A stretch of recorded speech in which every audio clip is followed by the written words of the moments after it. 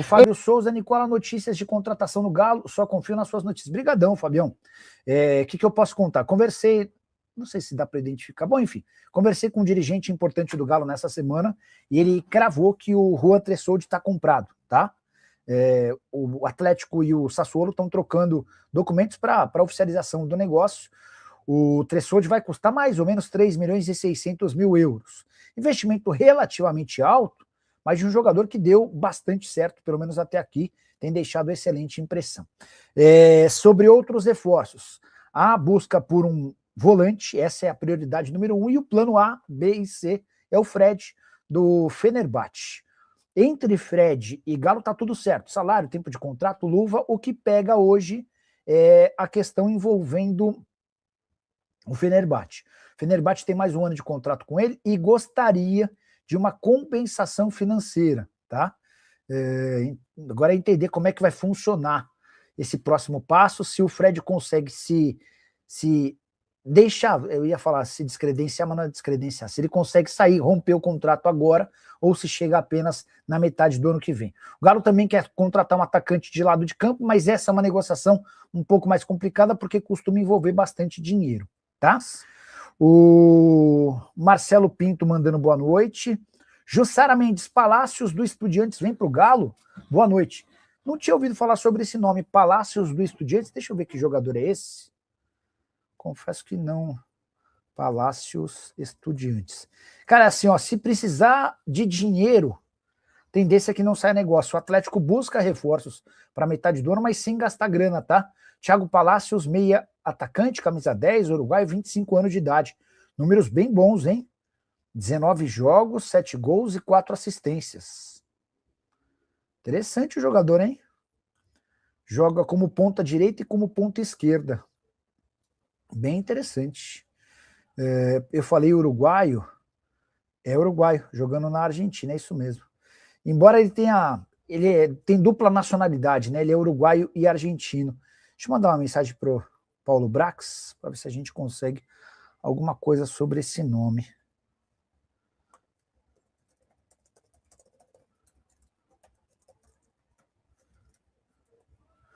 Bora lá, chegando a resposta também já conto para vocês, tá? O Paulo Guabiroba, outro parceiraço, esse torcedor do Galo mora lá em Belo Horizonte. Fala, Nicola, aqui em BH surgiu uma fala que o Lianco estaria de saída e que o Internacional seria um dos interessados. Dá uma olhada aí. Essa nem é tão nova, Paulão, até por isso eu consigo responder de bate-pronto. Essa especulação surge no meio de semana e ela começa com um setorista do Inter que fala que o Colorado está atrás de um zagueiro, de um time que estava contratando o defensor. E aí as duas alternativas seriam o Lianco no Galo, porque o Atlético já contratou o Léo Duarte, ou o Bruno Fux do Palmeiras, porque o Palmeiras já contratou o Barbosa. Não existe muita lógica em imaginar o Lianco jogando no Internacional. O Lianco é um jogador para 6, 7, talvez até 8 milhões de euros. Ele custou 6 milhões de euros ao Atlético, não vive um momento de alta, pelo contrário, desde que voltou da lesão ainda não conseguiu jogar em alto nível, mas é um jogador caro, é um bom ativo do Atlético, né? E aí, diante desse cenário, o Internacional, com todas as dificuldades financeiras pelas quais passa, hoje não dá para botar muita fé de que o Internacional possa pensar em avançar nessa história, tá? E para o Lianco sair do Atlético hoje, somente com uma bela compensação financeira. Eu até mandei mensagem para o Marcelo Vojinovic, que é pai e empresário do Lianco. Vou reproduzir para vocês o que me falou o Marcelo essa semana. Quer ver? Ó? A pergunta foi assim, passando para saber se é o Inter que fez proposta para vocês pelo Lianco. Aí ele falou, tudo bem, não tem nada, nem consulta, proposta, nada. Não sei de onde tiraram essa informação. Tenho excelente relação com o Fabinho, que é o Fabinho Soldado, o executivo de futebol do Inter. Mas não temos nenhuma procura sobre o Internacional até o momento. Aí eu falei assim, porque estavam especulando ele no Inter, não teve nada. Então, podemos colocar um ponto final nessa história, tá? O Leonardo Moratti, boa noite, Nicola, como sempre no trabalho ímpar. Obrigado, cara. Vai chegar um 10 e um primeiro volante? Existem especulações de jogadores sul-americanos, pelo menos para a camisa 10? Alguma outra notícia do Galo? O Leonardo, a última vez que eu falei com o Brax sobre isso, não foi com o Brax, não, foi com o Menin, Rafael Menin. Eu perguntei sobre aquele 10 chileno. Vocês lembram dele? Até esqueci o nome do cara. Eu vou até resgatar minha conversa com o Rafael Menin. Porque eu falei, e aí, esse 10, como é que tá? Vai virar, enfim. E aí ele dizia que de fato era bom jogador, mas era muito mais barulho. Quer ver, ó? Deixa eu ver se eu consigo, porque aí fica até... Eu leio, ó. Aqui, ó. Viram um vídeo no YouTube e acharam que é o melhor camisa 10 do futebol sul-americano.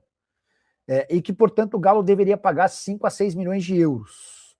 Ele é bom jogador, mas não tem nada muito avançado. Aqui, ó.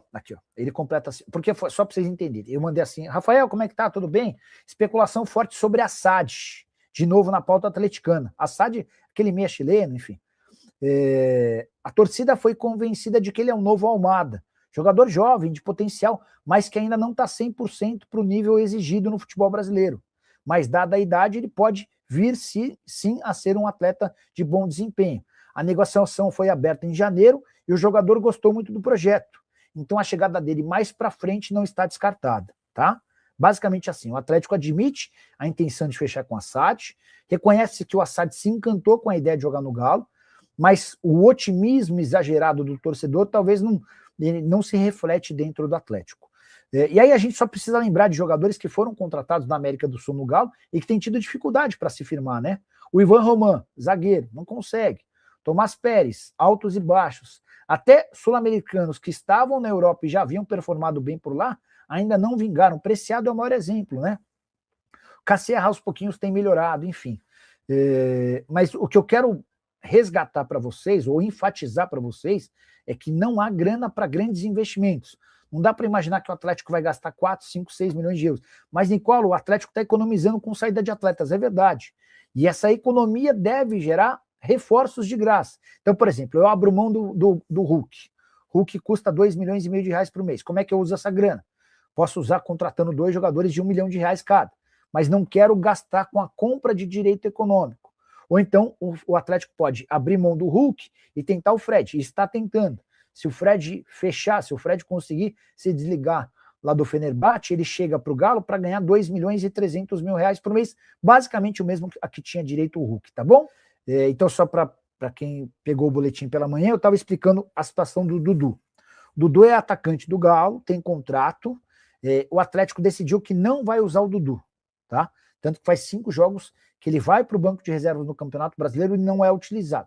E ele não é utilizado porque já tem 12 jogos no Brasileirão. Se tivesse entrado em qualquer um desses, somaria o 13º e ficaria impedido de atuar por um rival na Série A do Brasileiro.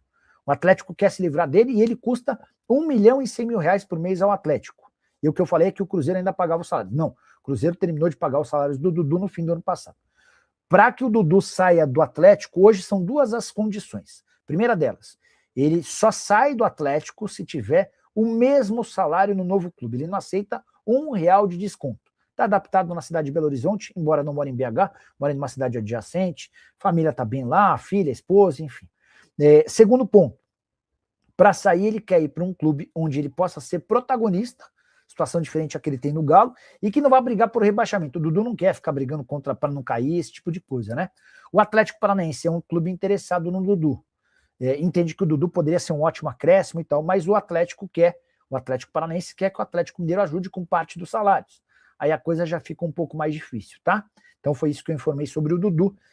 Mais uma atualização para vocês por aí. Postas. Wesley Bola Cheia, membro do canal do Nicola. Boa noite, Nicola. Cheguei agora. Qual a novidade do Galão? E o argentino Pereira já fechou com o Atlético. Novidade oficial mesmo, a compra do Juan Tressolti. O Atlético hoje trabalha em algumas saídas do Dudu, 1 milhão e 100 mil reais por mês. O Scarpa, 1 milhão e 200 mil por mês. O Igor Gomes, 400 mil mensais. Se o Atlético consegue se livrar dessa galera, ele economiza quase 6 milhões de reais na folha, estou somando também os 2,5 do Hulk, e se sente mais confortável para ir no mercado para buscar reforços. O que a diretoria do Galo tem batido na tecla é de que, vamos contratar. O Barba quer entre 4 e 5 reforços, mas a gente vai dar prioridade para jogadores que cheguem sem custo. Não dá para esperar que o Atlético invista muito alto, até porque o Juan Tressoldi, que já estava no clube emprestado pelo Sassuolo, vai custar 3 milhões e 600 mil euros. Essa grana vai ser paga de forma parcelada em 3 temporadas, tá bom? O Tim Mazuca, salve Nicola, o Arthur Melo seria uma boa para o Galo, na sua opinião? E notícias sobre o Atlético. O Arthur é o volante da Juventus da Itália, que estava emprestado ao Grêmio, né? A situação em relação a ele no Grêmio, ela está indefinida. O Grêmio quer muito contar com o Arthur e dá para dizer que o Arthur pretende ficar no Grêmio. O grande impasse diz respeito à Juventus. A Juventus tem mais um ano de contrato com o Arthur e o fato dele não conseguir essa rescisão de contrato. Vamos lá. A Juventus estava pedindo uma compensação financeira para o Grêmio. O Grêmio disse, ó, não tem compensação nenhuma. Jogador de 29 anos de idade, que já custa um caminhão de dinheiro. Por favor, Arthur, tente se rescindir o contrato lá com a Juve. Se você rescindir, você interessa. Eu confesso que antes da pergunta do Tinha, eu não havia pesquisado sobre quantos jogos o Arthur já fez no Campeonato Brasileiro. São 10 partidas, tá? Ou seja, o Arthur está habilitado a atuar em outro clube de futebol no Brasil. A relação dele com o Grêmio me faz imaginar que ele vai dar toda a prioridade para fechar com o Tricolor Gaúcho, mas não dá para cravar, certo? Notícia do Galo, o Juan Tressoldi vai ser comprado, tá? O Atlético já havia sinalizado que tinha intenção de comprar, que estava em negociação, e aí hoje cedo uma pessoa do Galo falou algo como, nós vamos comprar o Juan Tressoldi, já estamos trocando minutas de contrato com o Sassuolo, a operação está fechada. Eu falei, qual o valor? E a pessoa não quis responder e faz parte também, né? É importante contar que o contrato de empréstimo previa a opção de compra em 3 milhões e 600 mil euros. O Podemigante quer saber se o PEC vai para o Cruzeiro. O Central da Toca foi o primeiro a contar que havia um interesse do Cruzeiro, só que a pedida do Los Angeles Galaxy de 10 milhões de dólares meio que assustou. Já Bernard permanecerá no Galo, dá para cravar que apesar de uma proposta do Panathinaikos, a decisão do Atlético e do jogador foi pela permanência. O Bernard chegou a ter um acordo verbal com a diretoria atleticana, algumas semanas atrás, de que se pintasse proposta ele seria liberado de graça no mês de julho. Você vai lembrar que o Bernard chegou a se desentender com os torcedores do Galo, depois de comemorar um gol, mandando os torcedores ficarem quietos, a coisa ficou ruim e o Bernard cogitou ir embora. Ele conversou com dirigentes do Atlético e pela relação muito amistosa entre as partes, o Galo chegou a dizer, se tiver proposta a gente te libera. O tempo passou, o Barba foi contratado, o Bernard retomou a condição de titular e hoje é protagonista do time, inclusive nos 2 últimos jogos com um gol e uma assistência. Temporada de 29 jogos, 5 gols e 2 assistências. Nos últimos dias o Panathinaikos procurou o Atlético oferecendo 1 milhão de euros. Paulo Brax agradeceu e descartou, o Bernard também demonstrou a intenção de ficar e é assim que vai acontecer, o Bernard segue como jogador do Atlético para o restante da temporada. E Dudu, vai sair do Galo ou não? Se depender só da diretoria do Atlético, esse negócio é certeza. O Galo gostaria muito de tirar o Dudu do elenco até para economizar 1 milhão e 100 mil reais por mês em sua folha salarial. Mas quero contar para vocês que o negócio é dos mais difíceis. Isso porque o Dudu se sente absolutamente adaptado a Belo Horizonte, a família também muito bem por lá, e ele só sairá diante de 2 condições. A primeira delas, o clube que quiser contratá-lo não vai poder tirar nem sequer 1 centavo dos seus vencimentos. Hoje o Dudu ganha no Atlético 1 milhão e 100 mil reais. Vale a lembrança de que o Cruzeiro ainda paga cerca de 1 milhão de reais por mês por conta do seu acordo quando da sua saída da Toca da Raposa. Além de manter absolutamente integral o seu salário, o Dudu só vai para outro clube se conseguir achar um time onde seja protagonista e que brigue por coisas legais no restante da temporada.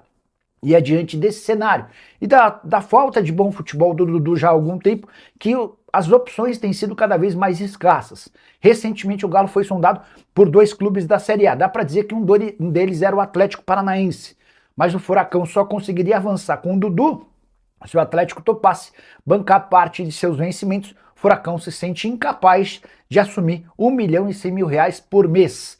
Dudu que não entra em campo pelo Galo no Campeonato Brasileiro há 5 partidas, desde 26 de abril, tudo para que o jogador não atingisse os 13 jogos que o impediriam de se mudar para um rival do futebol brasileiro. Dudu caberia no seu time? Só para completar e registrar que na atual temporada são 27 jogos, 4 gols e 2 assistências. E o volante Arthur, que já foi da seleção brasileira e do Barcelona, pode não ficar no Grêmio. O contrato de empréstimo termina agora na metade do ano e nesse momento há muito mais vontade do Arthur em permanecer em Porto Alegre do que do Grêmio em continuar com o atleta. Isso porque o Arthur custa na casa dos 2 milhões de reais por mês e o entendimento no Tricolor Gaúcho é de que esse custo-benefício não tem valido a pena. O Arthur tem 29 anos de idade e contrato com a Juventus da Itália por mais uma temporada. O que o Grêmio quer? Que o Arthur consiga a rescisão do seu contrato com a Juve e livre no mercado, volte a negociar para permanecer em definitivo lá no Clube Gaúcho. Mas o Arthur tem cerca de 5 milhões de euros de dívidas já vencidas da Juventus e outros 5 milhões de euros para receber nesse último ano de contrato no futebol italiano. Para rescindir com a Juve, ele gostaria de receber esses 10 milhões de euros. E nesse cenário, sem acordo com o Grêmio, existe a possibilidade real de o Arthur trocar o tricolor gaúcho por outro time brasileiro a partir do segundo semestre. Até porque no Campeonato Nacional ele fez apenas 10 partidas, ou seja, não estourou o limite de jogos e estaria disponível para outra equipe da Série A. Importante registrar ainda que chegaram a especular no Sul de que o zagueiro Vieri poderia ser envolvido nessa negociação entre Juventus e Arthur. Está completamente descartada essa história e o Grêmio entende que o Vieri é hoje um atleta que pode render até 25 milhões de euros, ou seja, não faz nenhum sentido incluí-lo numa troca pelo Arthur. O Fluminense é o maior interessado no volante de 29 anos de idade hoje. O Flu já abriu conversas com representantes do Arthur, elas monitoram com atenção a essa história. Se houver qualquer avanço, prometo voltar para contar para vocês. Arthur que tem 23 jogos em 2026, com um gol e 2 assistências. Caberia no seu clube do coração? Já usa o espaço para comentário para opinar? Só não esquece de deixar like, de se inscrever no canal. A gente se encontra assim que surgir notícia. Tchau. Que Thiago Almada sairá do Atlético de Madrid depois da Copa do Mundo nem dá para dizer que é uma novidade. Quero contar para vocês que o clube espanhol estabeleceu um preço para negociá-lo. 20 milhões de euros por 50% dos direitos econômicos. Isso significa que o time que quiser contratá-lo vai precisar gastar mais de 120 milhões de reais para ficar com apenas metade dos direitos econômicos. Dá para dizer que Palmeiras e Flamengo hoje têm capacidade financeira para fazer um investimento desse tamanho. O grande problema agora é convencer o Almada a voltar para o Brasil. Ele já havia sido alvo, por exemplo, de uma proposta oficial do Palmeiras no início do ano e disse que para o Brasil ele não tinha intenção de voltar. Mais recentemente, o Almada sinalizou ao River Plate que toparia jogar no clube argentino, o que fez, por exemplo, o Flamengo retomar conversas com o Atlético de Madrid. Nesse momento, Atlético e Almada vão esperar pelo desempenho do atleta na seleção argentina durante a Copa do Mundo. Ele costuma ser titular na Argentina, diferente, por exemplo, do que acontece com ele no Atlético de Madrid, sob o comando de Diego Simeone. Temporada atual do Almada de 40 jogos, 4 gols e 2 assistências, foi titular em 18 jogos, reserva em outros 22. Caberia o Thiago Almada no seu clube do coração? O que você pensa de gastar 20 milhões de euros por 50% dos direitos econômicos? E por mais maluco que possa parecer, sim, hoje o Almada, se não tiver ofertas do velho continente, de clubes grandes da Europa, vai preferir jogar no River Plate do que no Flamengo ou no Palmeiras. Quem você acha que me chamou pra falar assim? Vai. O HG, o que aconteceu aí ontem, velho? Essa chuva de granizo aí. O Príncipe. Que negócio doido, bicho. Não, mas ele não falou isso, não. Sabe o que ele falou? Que zagueiro é esse aí com o Atlético? Não. Foi esse que ele falou assim. Você deu uma informação ontem que o Galo ia contratar o Igor Júlio. Agora você tem que bater o negócio na mesa e bancar. Eu falei, você tá que nem a turma da internet, né? Não sabe nem que informação que eu dei. É porque agora a turma, barrigada, não sei o que. Então a informação que eu recebi de uma pessoa... Você conhece bem, né, Val? Inclusive, você sabe muito bem o que foi. É de uma pessoa do Cruzeiro falando que o Atlético tinha interesse no Igor Júlio. Isso. Né? E o Igor Júlio, ontem, numa postagem, ele respondeu ao... Acho que é um torcedor do Cruzeiro. Ele respondeu que todo mundo sabe o clube que eu quero jogar. Que é o Cruzeiro, pô. Né? Mas a informação é de que o Atlético tinha interesse no Igor Júlio. Só que o Atlético, na verdade... confirmou o Léo Duarte, que eu sinceramente, não sei vocês. Não me lembro. Eu não me lembro, cara. O que eu sei do Léo Duarte até agora, eu vi em vídeos dos colegas de imprensa que fazem esses vídeos, né? E aí pegam os números ali, fazem uma montagem e tal. Então eu, sinceramente, ao torcedor do Atlético, eu não consigo falar se é uma boa contratação ou uma contratação ruim. E nessa aí eu vou ter que esperar para ver. O time melhorou do clássico para cá. Isso é um fato. O Atlético da vitória contra o Cruzeiro para o jogo contra o Vasco da Gama melhorou. Segue oscilando e eu acho que tem muito do Barba nisso aí. Primeiro, ele encontrou um modelo que deixou o time mais confortável e que fez com que atletas evoluíssem individualmente. Esse modelo com 3 zagueiros, defendendo com linha de 5, saindo com 3, tendo alas pelo lado, jogando com os pontas /meias pelo corredor central. Apareceram Alan Minda e Cassierra. Bernard termina como um dos melhores jogadores de linha. Aliás, o Bernard, ele fez com que o Atlético não sentisse tanto a ausência do Vitor Hugo enquanto lesionado. O sistema defensivo, o Natanael como um terceiro zagueiro, foi descoberto pelo Barba. Mas mesmo com todos esses pontos positivos, seguiu oscilando. Fez jogos ruins e com contextos específicos. Por exemplo, o jogo contra o Juventude, lá no Uruguai. O Atlético fez um início de jogo suficiente para matar a partida, mas depois caiu de rendimento e sofreu empate. O jogo contra o Ceará, olha o contexto dessa partida, né? Com 2 minutos o Atlético perdeu um jogador. E aí passou um sufoco danado. Em outros jogos, o Atlético fez o suficiente para resolver até no primeiro tempo, cara. Na derrota para o Corinthians, o Atlético criou o suficiente para abrir 2 gols ali de diferença e fazer um jogo tranquilo e perdeu. Contra o Vasco, a mesma coisa, depois passou sufoco no final. Fez uma partida muito boa e sólida contra o Mirassol e venceu.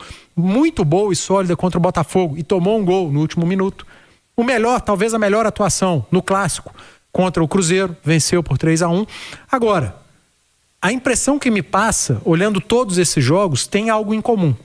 O Atlético faz uma primeira etapa mais forte, cria o suficiente para vencer, para abrir uma vantagem não abre, mas quando consegue fazer 1-0, acho que a falta de confiança impera nos atletas e no treinador. Eu acho que bate um medo no intervalo, agora a gente não pode tomar gol. Ao invés de, tamo bem, vamos tentar o segundo? Não. Tamo bem, mas o histórico recente mostra que a gente tem que tomar cuidado para não sofrer o empate. Isso tem acontecido, fora a característica do técnico, que tem muita gente lendo o Barba como sendo o cara mais ofensivo do mundo e ele nunca foi na vida. É característica do Barba. Fazer 1-0 ou 2, se 2 melhor ainda, e dar uma baixada. Recuar, trocar atacante por meia, trocar meia por volante, é característica desse treinador fazer isso. Então, nós precisamos nos adaptar ao Barba, o Barba tentar ter mais confiança no elenco e no jogo que o time dele está fazendo, porque em vários momentos o Atlético estava bem e retraiu demais, acabou sofrendo empate ou passando sufoco desnecessário.